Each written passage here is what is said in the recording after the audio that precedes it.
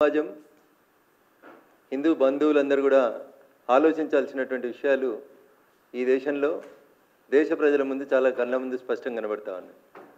అయినా మనకెందుకులే, మనకేం జరుగుతుంది అనేటువంటి రీతి లోపల అటు ప్రభుత్వ యంత్రాంగం ఇటు సమాజంలో ఉన్నటువంటి వివిధ వ్యవస్థలు పనిచేస్తున్నాయి. కాబట్టి కొన్ని సంఘటనలు విన్నప్పుడు, కొన్ని సంఘటనలు చూసినప్పుడు బాధ అనిపిస్తూ ఉంటుంది. వారం రోజుల క్రితం నా పార్లమెంటు పరిధిలో ఉన్నటువంటి పటాన్చెరు అసెంబ్లీ నియోజకవర్గ పరిధిలోని జిన్నారం అనేటువంటి ఒక మండల కేంద్రంలో ఒక శివుని విగ్రహాన్ని ధ్వంసం జరిగినటువంటి కేసుకు సంబంధించి పోలీస్ అధికారులు 3 రోజుల తర్వాత ఒక వీడియో విడుదల చేసి మదర్సా పిల్లలకి సంబంధం లేదు, ఒక కోతి అటువైపు వెళ్ళి ఆ విగ్రహాన్ని ధ్వంసం చేసింది అని కొన్ని వీడియోలు ఇవి సీసీటీవీలలో రికార్డ్ అయినాయని చెప్పి ఫుటేజ్ రిలీజ్ చేసి చేతులు దులుపుకొని వదిలేసినారు. తర్వాత 19 మంది హిందూ బంధువులని ఆ సంఘటనకు బాధ్యులుగా భావిస్తూ ఆ సంఘటన జరిగిన మరుసటి రోజు 19 మందిని, తర్వాత 3 రోజులకు 5గురు 24 మందిని ఇప్పటి వరకు అరెస్ట్ చేసి రిమాండ్ చేసి జ్యుడిషియల్ కస్టడీలో ఉంచడం జరిగింది. ఈ సంఘటన జరిగిన తర్వాత 4 ఎఫ్ఐఆర్లు నమోదు చేసి హిందువులలో కొంచెం చైతన్యవంతంగా ఉండి ఆ రోజు ఇది ఎందుకు జరుగుతుంది అని చెప్పి నిలదీసిన వాళ్ళందరినీ కూడా రిమాండ్ చేసింది తెలంగాణ పోలీస్. ఒక 4 ఎఫ్ఐఆర్లు నమోదు చేసిండ్రు. ఇది జరిగిన తర్వాత నేను 3 రోజుల తర్వాత సాక్షాత్తు రాష్ట్ర డీజీపీ గారిని కలిసి ఆ 4 ఎఫ్ఐఆర్లకు సంబంధించినటువంటి అంశం కోతులు చేసిన ధ్వంసం అనేటువంటి విషయం లోపల నేను నాకున్న సందేహాల్ని సాక్షాత్తు రాష్ట్ర డీజీపీ గారి ముందు ఉంచడం జరిగింది. అసలు మదర్సాలో ఎవరుంటున్నారు, మదర్సాల్లో ఉన్నటువంటి 70 మంది ఏ ప్రాంతానికి సంబంధించిన వాళ్ళు, వాళ్ళ తల్లిదండ్రుల ఐడెంటిటీ ఏంది, ఏ ఊరు నుంచి వచ్చినారు వాళ్ళు, మదర్సా ఏ రోజు స్థాపించినారు, మదర్సా స్థాపించడానికి ఏమైనా అనుమతులు తీసుకున్నారా, మదర్సాలో తెలంగాణ వాళ్ళు, జిన్నారం వాళ్ళు, మెదకోళ్ళు, మా బొల్లారం వాళ్ళు ఎవరైనా పిల్లలు ఉన్నారా, అసలు ఈ మదర్సా ఎవరి కోసం కట్టిండ్రు, ఏ దేశస్తుల కోసం కట్టిర్రు, అట్లీస్ట్ తెలంగాణ వాళ్ళు కాకపోతే మా మెదకోళ్ళు కాకపోతే హైదరాబాద్ వాళ్ళు కాకపోతే ఇంకెవరైనా పక్కూరు వాళ్ళు వచ్చిర్రా అనేది చూస్తే పోలీసులకి నేను కేటగారికల్గా డీజీపీ గారికి చాలా స్పష్టంగా చెప్పడం జరిగింది. వీళ్ళంతా బయట దేశస్తులు, వీళ్ళ ఐడెంటిటీ మీద ఒక ఎంక్వైరీ జరపాలి. అసలు ఆ మదర్సాలు నా మెదక్ పార్లమెంట్ పరిధిలో ఉన్న జిన్నారం మండలంలోనే ఇంకోటి శివానగర్లో ఒక మదర్సా ఉంది, సంగారెడ్డి నుంచి సదాశివపేట పోతే హైవే మీద ఒక మదర్సా ఉంది. వీటన్నింటి లోపల జరుగుతున్నటువంటి కార్యకలాపాల మీద నాకు అనుమానం ఉంది. మొత్తం మెదక్ పార్లమెంటే కాకుండా ఈ రాష్ట్రంలో ఉన్న మదర్సాలు ఎన్ని, అనుమతులు ఎన్ని, అందులో ఉంటున్న వాళ్ళు ఏ దేశం ఏ రాష్ట్రం వాళ్ళు, వాళ్ళ ఐడెంటిటీని ఒకసారి చెక్ చేయాలని నేను రాష్ట్ర డీజీపీ గారికి చెప్పినాను. కానీ పోలీసుల ప్రవర్తన ఎట్లుంటుందో మీకు అందరికీ తెలుసు. ఏం చేస్తున్నారో చెప్పరు, ఏం చేయాలనో చెయ్యరు. అదేంటి అంటే కాన్ఫిడెన్షియల్ ఇన్వెస్టిగేషన్ చేస్తూ ఉన్నాం, బయటికి చెప్పలేమనే మాటలు తప్పితే కొత్తగా ఏం కనబడదు. కానీ ఈ జరిగిన సంఘటన మీద మేము మా పార్టీకి సంబంధించినటువంటి ఒక 4 వ్యక్తులం అసలు జిన్నారం మదర్సాలో ఏం జరిగింది అనేటువంటి విషయంలో ఒక 4 గత వారం రోజులుగా అక్కడ ఏం జరుగుతుంది అనేటువంటి విషయంలో విచారణ జరిపినప్పుడు మొత్తం తెలంగాణ కాదు దేశం మొత్తం ఆశ్చర్యపోవాల్సినటువంటి విషయాలు ఉన్నాయి. అక్కడ ఆ మదర్సాలో 70 మంది విద్యార్థులు చదువుకుంటున్నారు.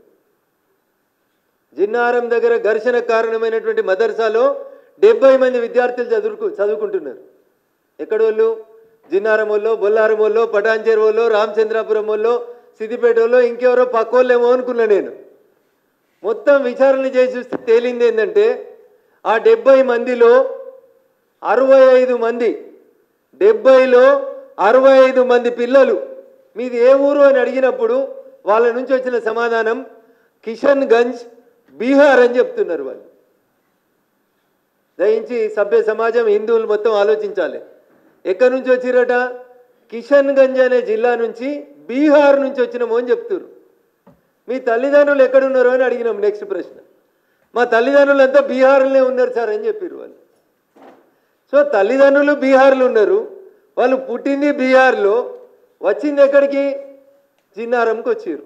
పోనీ జిన్నారం ఏదో పెద్ద హైటెక్ సిటీ, అదేదో పెద్ద మున్సిపాలిటీ, సర్వాంగ సుందరంగా ఉంది, వీళ్ళు వచ్చిర్రు ఆడేదో చేస్తున్నారు, అదేదో కాస్మోపాలిటన్ సిటీ అంటే కాదు, చిన్న మండల కేంద్రం, ప్రశాంతంగా ఉన్న ఒక మండల కేంద్రానికి ఒక మదర్సాను తెచ్చిపెట్టిర్రు. బీహార్కి వెళ్ళి పిల్లలని చెప్తున్నారు. మాకు అనుమానం ఉంది అది కిషన్గంజ్ కాదు, బీహార్ కాదు. Kishanganj is adjacent to Bangladesh. బంగ్లాదేశ్కి కిషన్గంజ్కి మధ్యలో బార్డర్ ఉంటుంది, గీత. వీళ్ళంతా పేరు కిషన్గంజ్ అని చెప్తున్నారు, కానీ వీళ్ళ దగ్గర ఒక ఆధారం కానీ తల్లిదండ్రుల గురించి కానీ వాళ్ళు సరైన సమాచారం చెప్తలేరు. బహుశా ఈ మదర్సాలో ఉన్న 65 మంది కూడా బంగ్లాదేశ్ నుంచి వచ్చి జిన్నారంలో శిక్షణ పొందుతున్నట్టు నాకు అనుమానంగా ఉంది. ఇదే విషయం నేను రాష్ట్ర డీజీపీ గారిని కలిసినప్పుడు చాలా స్పష్టంగా చెప్పినాను. పిల్లల ఐడెంటిటీ ఎంక్వైరీ చేయండి అని ఎంక్వైరీ చెప్తాం. ఇంకా దారుణం అన్నా, పిల్లలంతా అడికెళ్ళి వచ్చిర్రు అనుకున్నాం. అసలు మదర్సా ఎవరు నడుపుతుర్రు, మదర్సాల చదువు చెప్పే సార్లు ఎవరు అనేది ఎంక్వైరీ చేసినాం. మదర్సాల చదువు చెప్పేందుకు వచ్చిన సార్లు కూడా మీది ఏ ఊరు అంటే మాది కిషన్గంజ్ బీహార్ అని చెప్తున్నారు. వాళ్ళు దయించి ఆలోచించాలి మీడియా మిత్రులు కూడా. పిల్లలది కిషన్గంజ్ బీహార్ అనే చెప్తున్నారు. చదువు చెప్పే సార్లు పోని తెలంగాణలో ఎవరైనా ఉన్నారేమో, తెలంగాణలో ఎవరైనా దాతిస్తే ఆ మదర్సా కట్టి చదువు చెప్తుర్రేమో, తెలంగాణలో వెనుకబడ్డ ముస్లిం బిడ్డలకి చదువు చెప్పేందుకు పెట్టిరేమో అనుకున్నాం. సార్లది కిషన్గంజ్ బీహార్ అనే సమాధానం, పిల్లలది కిషన్గంజ్ బీహార్ అనే సమాధానం వస్తూ ఉంది. నేను ఈ మధ్యలో అన్ని ఆంగ్ల హిందీ దినపత్రికలలో ఛానళ్లలో వచ్చినటువంటి కొన్ని వార్తల్ని కిషన్గంజ్ గురించి చూడడం జరిగింది. దురదృష్టకరం, బాధాకరం. కిషన్గంజ్లోకి బంగ్లాదేశ్ నుంచి చొరబాటుదారులు వచ్చి అక్కడ ఉన్నటువంటి హిందువులని భూమి అమ్ముతవా సస్తవా అని బెదిరించి అమ్మకపోతే దౌర్జన్యం చేసి చంపేసి ల్యాండ్ జిహాద్ నడుస్తుంది అలా బీహార్ కిషన్గంజ్లో. ఒకటి కాదు, రెండు కాదు, నేను మీకు ఏం నెంబర్ ఆఫ్ ఎగ్జాంపుల్స్ నా ఫోన్లో ఉన్నాయి. అక్కడి నుంచి వచ్చినటువంటి నేషనల్ ఛానల్స్ రిపోర్టర్స్ ఇచ్చిన రిపోర్టింగ్ కూడా ఉంది నా ముందు. బీహార్ కిషన్గంజ్లో రోజు బంగ్లాదేశ్ నుంచి వచ్చి కిషన్గంజ్లో ఉన్నటువంటి హిందువుల మీద దాడులు చేసి హిందువుల భూములని కబ్జా చేసుకొని ల్యాండ్ జిహాద్ నడిపిస్తున్నారు కిషన్గంజ్ బీహార్ లోపల. గావాళ్ళు మా మెదక్ ఎందుకు వచ్చిరన్న? వాళ్ళకి జిన్నారంకి ఏం సంబంధం ఉంది? ఈడ జిన్నారం ఉంది, ఈడ జాగుందని. అది కోదండ రామాలయానికి సంబంధించిన సర్వే నెంబర్ 1, 2కు సంబంధించిన భూమి. దాని మీద విచారణ చేయమంటే మా తహసీల్దార్ బిజీగా ఉన్నాం సార్, భూభారతి పనులలో ఉన్నాము అని చెప్తాడు.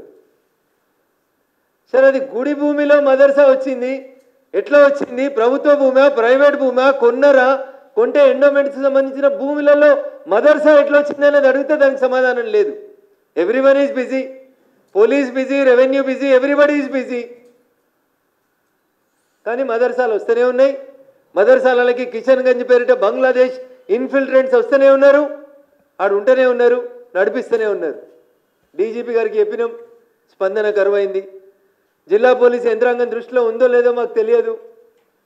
సర్వోన్నతమైనటువంటి అధికారి డీజీపీ గారిని వారి దృష్టికి తీసుకుపోయి చెప్పినాం, కదలిక లేదు, మదర్సా మూతవల్లేదు. వాళ్ళు బంగ్లాదేశ్ వాళ్ళ, బీహార్ వాళ్ళ ఐడెంటిటీ లేదు, వాళ్ళ తల్లిదండ్రులు ఎవరు ఇప్పటిదాకా పిలిపిస్తలేరు. టీచర్లు బీహార్కి వెళ్ళి రావాల్సిన అవసరం ఏముంది? ఎంక్వైరీ లేదు. అది కోదండ రామస్వామి దేవాలయానికి సంబంధించిన భూమి అవునా కాదా, సర్వే నెంబర్ 1 and 2లో ఉందా లేదా ఈ మదర్సా, దాని మీద విచారణ లేదు. మదర్సాకి అనుమతి ఉందా లేదా తెలియదు. మదర్సాలో ఇంతకుముందు చదువుకున్న విద్యార్థుల డీటెయిల్స్ ఏంటంటే ఆ డీటెయిల్స్ లేవు. సో నేను స్ట్రేట్గా ఈ రాష్ట్ర విద్యాశాఖ మంత్రి ఎలియాస్ రాష్ట్ర ముఖ్యమంత్రి గారికి ఒక ఉత్తరం మీ ద్వారా ఈరోజు పంపదలుచుకున్నాను. అసలు ఈ రాష్ట్రంలో ఉన్న మదర్సాలు ఎన్ని? మదర్సా పెట్టడానికి ఎవరైనా అనుమతి ఇస్తున్నారా, అనుమతి లేకుండా పెడుతున్నారా? అట్లీస్ట్ విద్యాశాఖ అనుమతి అన్న తీసుకుంటుందా, మదర్సా తీసుకోదా? రెవెన్యూ యంత్రాంగం, జిల్లా కలెక్టర్ ఏమైనా మదర్సా కట్టేటప్పుడు పర్మిషన్ ఇస్తాడా, ఇయ్యడా? ఎవరు వీళ్ళు? మదర్సా నడుపుతున్నది ఎవరు? మదర్సాలో చదువుకుంటున్నది ఎవరు? ఇంతకుముందు చదువుకున్నటువంటి మదర్సాలో చదువుకున్నటువంటి విద్యార్థులు ఎక్కడికి పోయినరు, ఏం చేస్తున్నారు వాళ్ళు? దీనికి సంబంధించి ఏమైనా డీటెయిల్స్ ఉండాలనా వద్దా? ఇగో ఇది ఇవాళ తెలంగాణ సమాజం ముందు నేను ఉంచదలుచుకున్నటువంటి ప్రశ్న. మదర్సాలలో విచారణ జరుగుతలేదు, మదర్సాల్లో విద్యాబోధన జరుగుతలేదు. నేరుగా చెప్తా ఉన్నాం, మదర్సాల్లో పాకిస్తాన్, బంగ్లాదేశ్, రోహింగ్యాలని ఇట్లాంటి వాళ్ళని తెచ్చి మదర్సా అయితే ఎవరు ముట్టుకోరని ఆ మదర్సాలలో ఆశ్రయాలు ఇచ్చి ఆ మదర్సాలలోంచే ఇట్లాంటి ఉగ్రవాద మూకల్ని తయారు చేస్తూ ఉన్నారు అనేదే ఈరోజు తెలంగాణ సమాజం ఆలోచించాల్సినటువంటి అవసరం ఉంది. మదర్సాలో 2 రేకులు వీకేసిర్రు, మదర్సా గేట్ వీకేసిర్రు. కాబట్టి మిమ్మల్ని అందరినీ రిమాండ్ చేస్తామని రిమాండ్ చేస్తున్నటువంటి జిల్లా పోలీసులకి, తెలంగాణ పోలీసులకి నేను అడిగేటువంటి విషయం ఒకటే, ఆడున్నదే చొరబాటుదారులు, ఆడున్నదే తప్పుడు వ్యక్తులు, ఆడున్నోళ్ళే ఐడెంటిటీ లేనటువంటి వ్యక్తులు.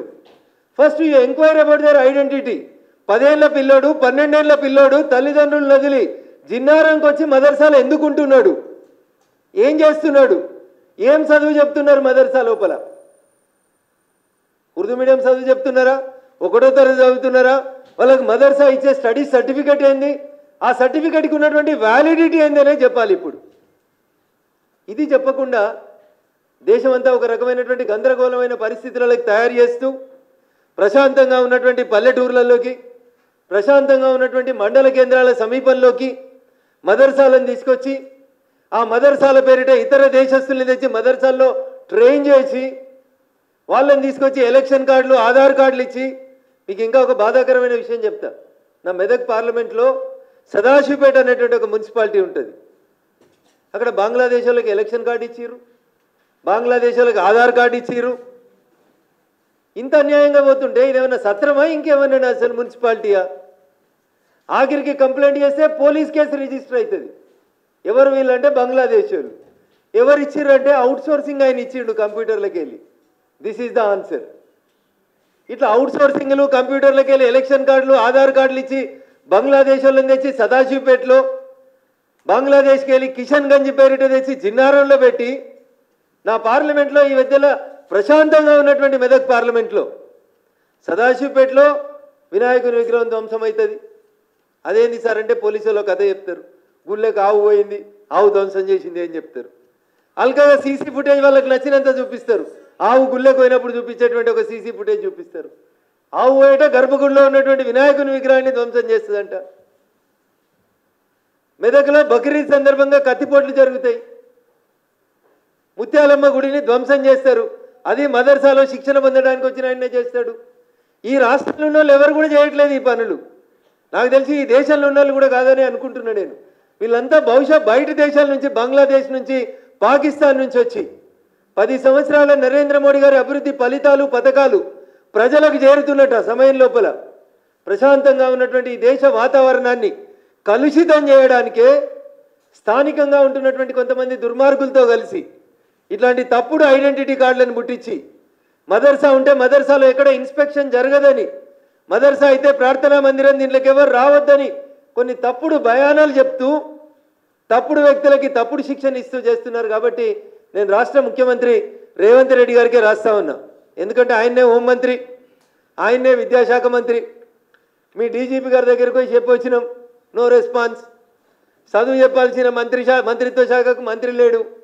14-15 నెలల విద్యాశాఖ మంత్రి లేడు. మదర్సాలలో ఏం జరుగుతుందంటే హోంమంత్రిని, విద్యాశాఖ మంత్రిని అడగమంటారు. నేను పోయి గూగుల్ అమ్మని అడిగితే గూగుల్ అమ్మ చెప్పింది 2 కూడా ముఖ్యమంత్రి చూస్తున్నాడని. అందుకని మీడియా ద్వారా ఇప్పుడు రేవంత్ రెడ్డి గారికి మేము ఒక ఉత్తరం పంపిస్తూ ఉన్నాం. ఈ ఉత్తరంలో స్పష్టంగా అడుగుతున్నాం, ఈ రాష్ట్రంలో ఉన్న మదర్సాలెన్ని, అనుమతించిన మదర్సాలెన్ని, అందులో చదువుతున్నటువంటి విద్యార్థుల తల్లిదండ్రుల డీటెయిల్స్ ఏంది, విద్యార్థులు ఏ రాష్ట్రం లేదా ఏ దేశానికి సంబంధించిన వాళ్ళు, అనుమతి లేని మదర్సాల మీద మీరు ఏ రకమైనటువంటి చర్యలు తీసుకోబోతున్నారు. గౌరవనీయ విద్యాశాఖ మంత్రిగా, గౌరవనీయ హోంశాఖ మంత్రిగా, గౌరవ రాష్ట్ర ముఖ్యమంత్రిగా డీజీపీ తర్వాత మీకే చెప్పాలి. కాబట్టి బహిరంగంగా మీకు ఒక లెటర్ని మా మీడియా మిత్రుల ద్వారా పోస్టు ద్వారా పంపిస్తున్నాను. ముఖ్యమంత్రి గారు, కనీసం దీనికి సమాధానం గల్లీలో ఇవ్వడం ఇష్టం లేకపోతే ఢిల్లీ కోతురని విన్నా, ఆ ఢిల్లీ తెలంగాణ భవన్లోనన్నా ఎన్ని మదర్సాలు ఉన్నాయి, ఏం జరుగుతుందనేది ఒకసారి చెప్పొస్తే బాగుంటుంది. ఎందుకంటే మాట్లాడితే మా తెలంగాణ దేశానికి ఆదర్శం అంటుండు ముఖ్యమంత్రి. మరి మదర్సాలలో బంగ్లాదేశ్లను తెచ్చిపెట్టుకోవడంలో కూడా మీరు ఆదర్శం అయితే, ఇదే మీ కాంగ్రెస్ పార్టీ నీతి నిజాయితీ అయితే అది కూడా ఢిల్లీలో చెప్పాలని నేను గౌరవ ముఖ్యమంత్రి గారికి ఈ సందర్భంగా తెలియజేస్తా ఉన్నాను.